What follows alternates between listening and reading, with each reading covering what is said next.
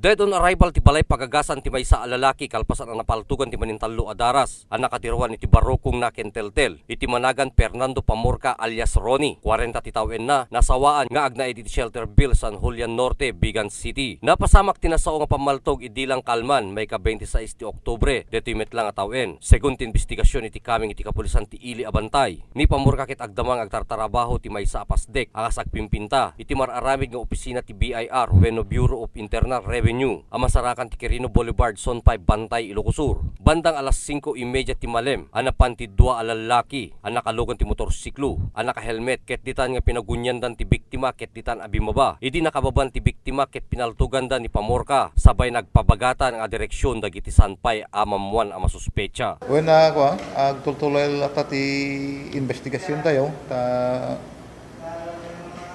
patinggan kung tayo, ang pamilang ti ko, maitududa nga kinataon, sino ito masuspetsa, naka-helmet, kung nada mo, di halman. Kinin tayo makikurni ti bigan, tadamagin tayo, no, niya ti, no, da kaso na ti bigan.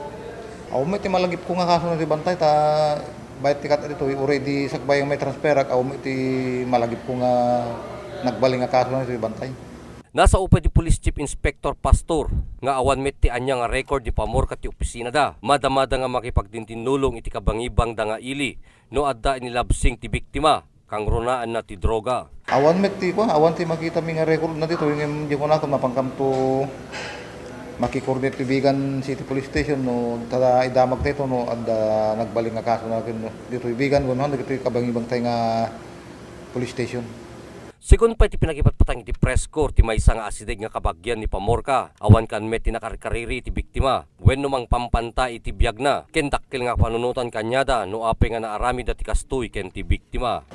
Dahil ti problema ta ko awan nga pulos ti may bagada no anya ti gapuna wenno adda ko makinariri na awan ti may bagada ta di marami di jay mo tayo nga dito ko madama nga agtatrabaho dito ko dito BIR building iti bagbangon nga building dito Quirino Boulevard.